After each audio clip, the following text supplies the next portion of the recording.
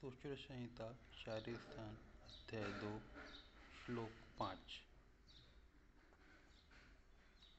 अर्थौ अपि त्रिभिः दोषे शोनिचतुर्थे पृथक् द्वन्द्वे समस्ते च उपसृष्टबीज भवति तदपि दोष वर्ण वेदना आदिभिः विज्ञेयम् तेषु कुनप ग्रंथि पूति पूय शीन मूत्र पुरुष प्रकाशम असाध्यम साध्यम अन्यश्च इति।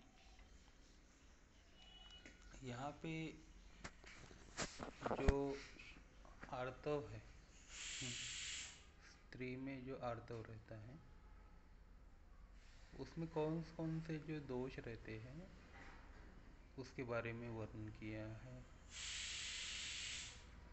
तो आर्तव में जो विकृति होती है वो होती है वात दोष, पित्त दोष, कफ दोष, इनकी वजह से। चौथा उन्होंने बोला है शोणित। शोणित का मतलब होता है रक्त दोष।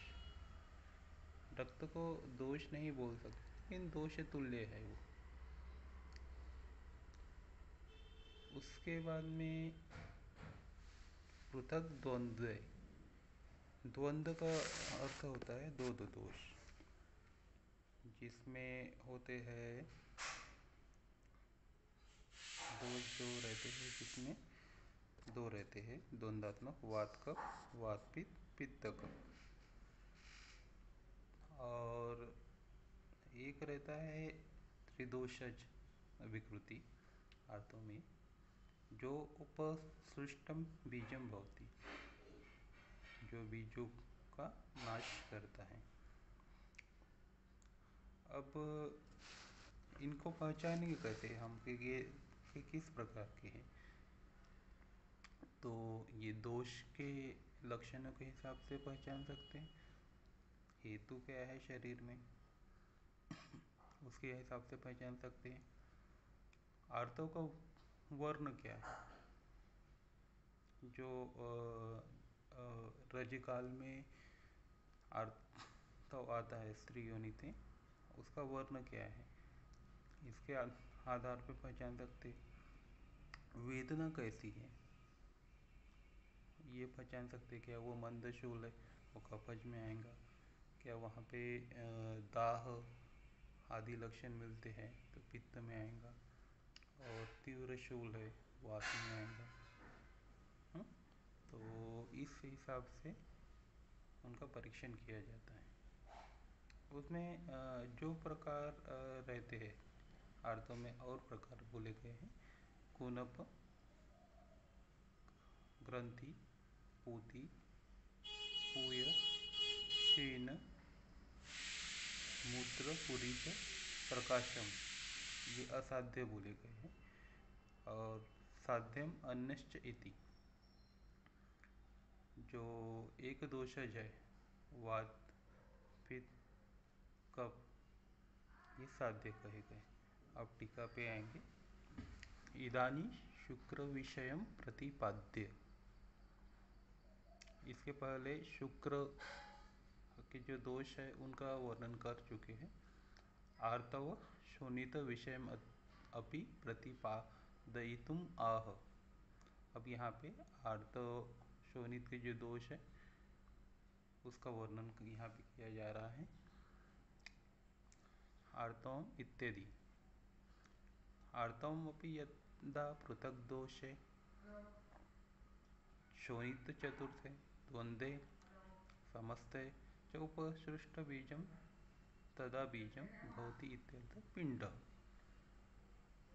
तो पिंड का अर्थ यहाँ पे आता है गर्भ विकृति, जो कर सकते हैं वो। तो यहाँ पे हम ये भी बोल सकते हैं जो ओवम रहता है उसका भी इस दोषों से कोरिलेशन होता है। तस्य विज्ञानोपायो दर्शयन्नाह तद अपि इत्यादि। तो उनको यहाँ जो तदपि बोला गया है, तो ये टूल्स है, मेथडोलॉजीज है, किस तरह से हम ये दोषों को पहचान सके। तद अपि इति आर्तवम अपि,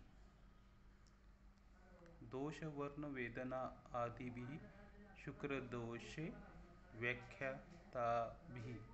इसके पहले जो शुक्र दोष में वर्णन किया गया है, वात पित्त कफ द्वंद्वात्मक समस्या कूनप ग्रंथि पूति पूय क्षीण मूत्र पुरीश, ये सब शुक्र दोष में भी बताए गए। तो सेम लक्षण यहाँ पे भी अप्लीकेबल यहाँ पे होते हैं। तेषाम साध्य असाध्य भेदम दर्शयन्नाह तेषु इत्यादि। तो इसमें जो बोला गया है मूत्र पुरुष प्रकाशम इति, ये गंध वर्णादि भी मूत्र पुरुष तुल्य। तो मूत्र पुरुष प्रकाशम का मतलब क्या होगा?